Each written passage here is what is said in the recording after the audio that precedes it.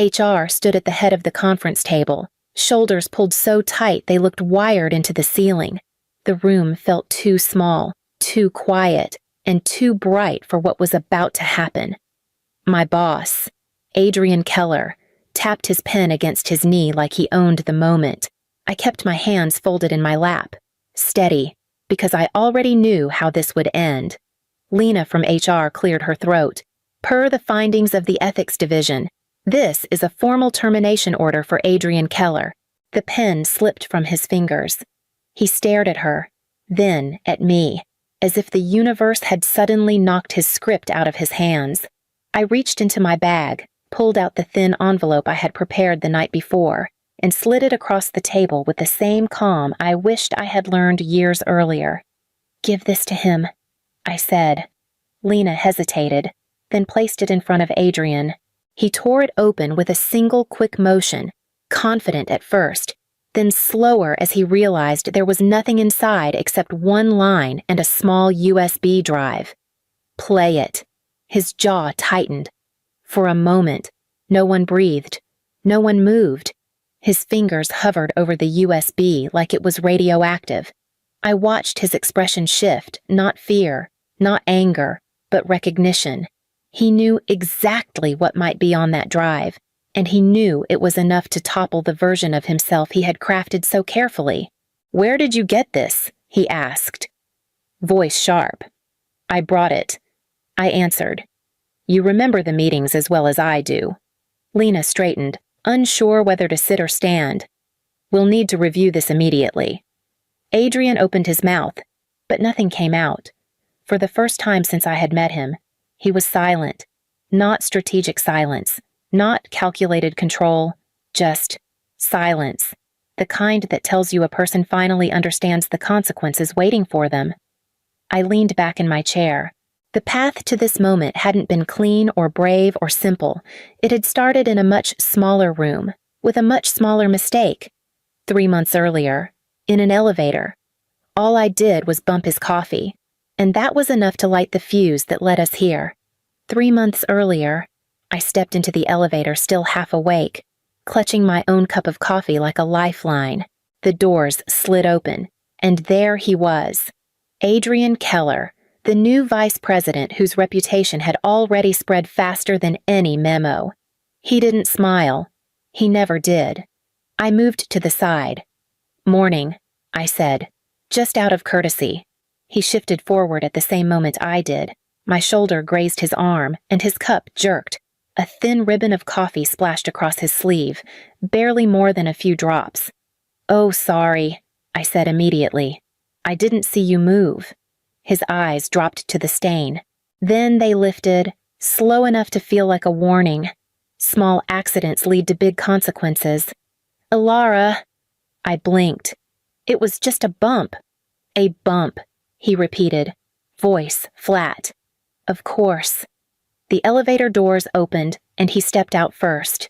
He didn't look back, but the message sat heavy in the air, like he'd just made a note under my name. Later that morning, I noticed the first change. A meeting invitation, one I had been scheduled to present in for weeks, suddenly disappeared from my calendar. When I asked my teammate Jenna about it, she frowned. "Adrian said he didn't need you there," she said. "He told me to handle your section." I walked to his office. "Did you remove me from the product sync I asked?" He didn't look up from his laptop. "You seemed distracted lately." "Thought I'd lighten your load." I wasn't distracted. Tone. "Alara," he murmured. "Watch it." The next day, he reassigned one of my core projects without explanation. The day after that, he forwarded an email I wrote, clipped out my signature, and added his name instead. When I walked past him in the hallway, he gave a polite nod, the kind you give someone who doesn't matter. The coffee spill had been a moment, a small one, but I could feel something shifting under my feet, subtle and cold, and it wasn't going to stop. The shift didn't happen all at once. It crept in, quiet enough that I kept telling myself it was nothing, but Adrian knew exactly how to make nothing feel like a warning. One afternoon, he stopped by my desk. No greeting, No context. Ilara, he said softly. I've been reviewing your communication patterns. I turned in my chair. What patterns, you hesitate, he murmured. People notice hesitation. Who noticed? He smiled a little. That's not important. Later that week, I watched him call Marco from engineering into a conference room. 40 minutes later, Marco came out pale and wordless, headed straight for the stairs. By morning, his Slack profile was gone. The next day, he pulled Sarah Kim into the same room. She didn't even sit down when she came out. She walked directly to her desk, grabbed her jacket, and left. She didn't return. I found him near the break room, leaning against the counter like he was waiting for me. Ilara, he said quietly, I hope you're staying focused. I'd hate to see your work slip. My work hasn't slipped. His voice dipped even lower. Perception matters more than truth. I stared at him. Did you say the same thing to Sarah? He tilted his head. Sarah struggled with pressure. Some people simply do.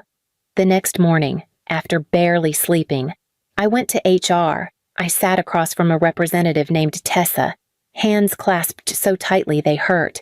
I think something is wrong.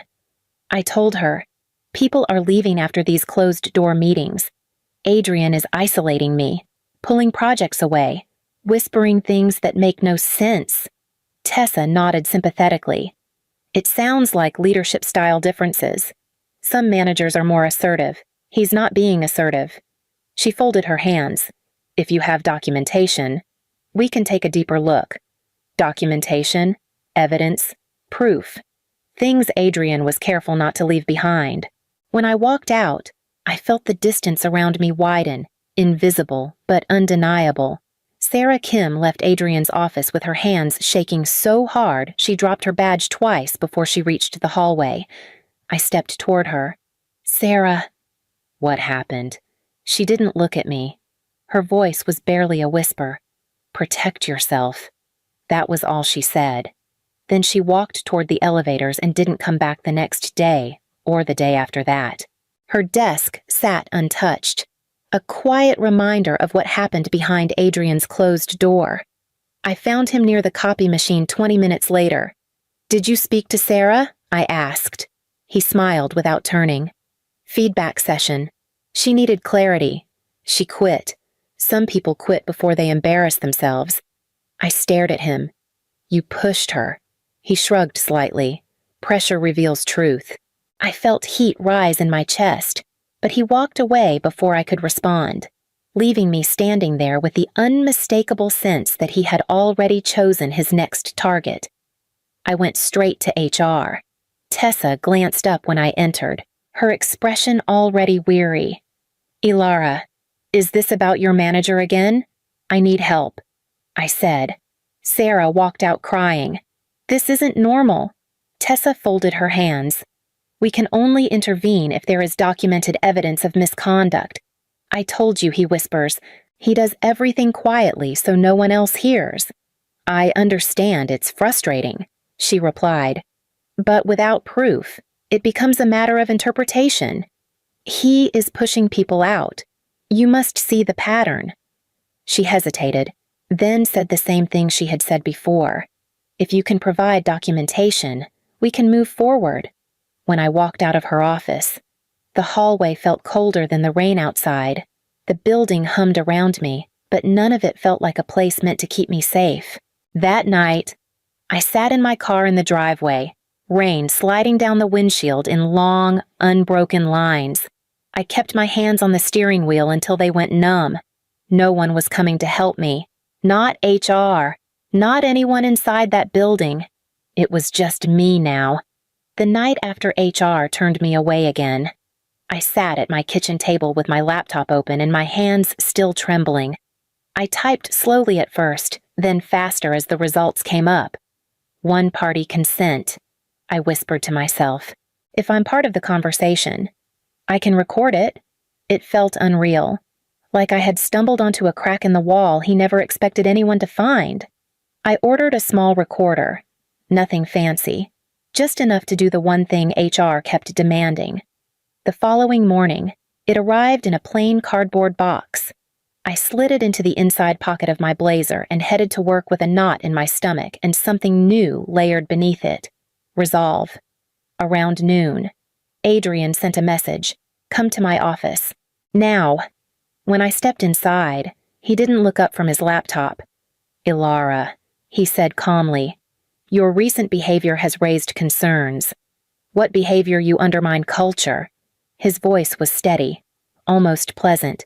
You resist alignment, and your team feels your attitude is unstable. No one on my team said that. He lifted his eyes. Perception is reality. I slipped my hand into my blazer and pressed record. What exactly are you accusing me of? I asked. Undermining my direction, he said, rejecting feedback. If this continues, I will have to consider a role adjustment, a demotion. I said. He smiled. Words are irrelevant. I kept my voice level. You're twisting things I never said. Truth bends, he replied. Strong employees bend with it. I felt something harden inside me. You can't keep doing this to people. He leaned back in his chair, amused.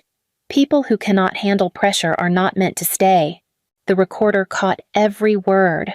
When I walked out of his office, my heartbeat was unsteady, but my hands were no longer shaking. I had the beginning of something he couldn't whisper his way out of. The next week, Adrian moved faster than I expected. It began with an email sent at 6 a.m, need the full quarter analysis by tomorrow. No exceptions.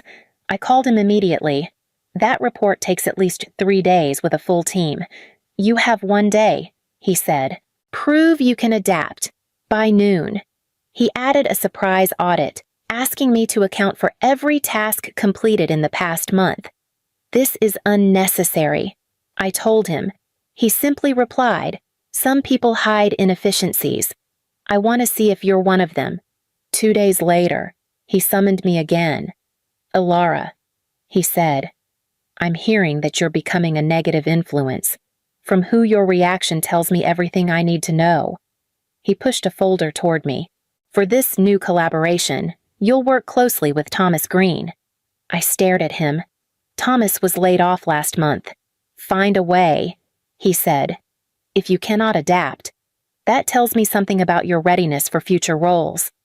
This is intentionally impossible. He leaned back, pleased. Pressure separates those who perform from those who pretend. I walked out, gripping the folder so hard the edges bent. At my desk, Malik from Support Ops slid a donut onto my keyboard. A small, sticky note clung to the wrapper. Powdered revenge, I looked up. He didn't smile, but the understanding in his eyes was enough. During lunch, Jenna from Product passed by and whispered, He's watching everyone. Be careful. I know, I said quietly. He's trying to break me. She exhaled sharply. Then don't crack where he can see it. Adrian kept escalating one impossible task, one whispered insult, one quiet accusation at a time.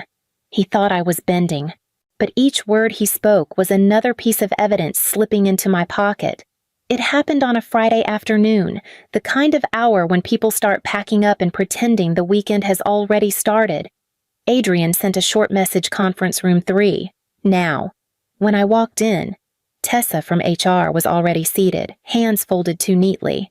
Adrian stood behind her chair as if he needed the height advantage. Tessa, I said. What's going on? She glanced briefly at Adrian, then cleared her throat. We have concerns about your conduct. Ilara. Adrian stepped closer. Multiple concerns. What concerns? I asked. Tessa slid a printed stack of emails across the table. Your tone in these messages has been interpreted as hostile, resistant, and dismissive. I scanned the papers. Every email had been cut, clipped, cropped, missing context, missing entire threads. These are incomplete, I said. Adrian smiled. They show enough. This is manipulation, I said. This isn't accurate. Tessa kept her eyes on the table. The decision has been reviewed. We are terminating your employment effective immediately. The room went still. I felt something sharp twist in my chest, but I kept my voice steady. You are firing me based on edited emails. Adrian walked around the table, slow and deliberate. Small accidents, he murmured, close enough for only me to hear. Big consequences. Tessa pushed a cardboard box toward me. You may gather your personal items. I picked it up, feeling the weight of the trap closing, but also the weight of what I had already prepared. Inside the box, beneath a notebook and a sweater, rested the thin envelope I had packed the night before, and next to it, the USB drive that held his true voice. I looked up at Adrian. He expected tears, panic, a collapse. Instead, I lifted the box calmly.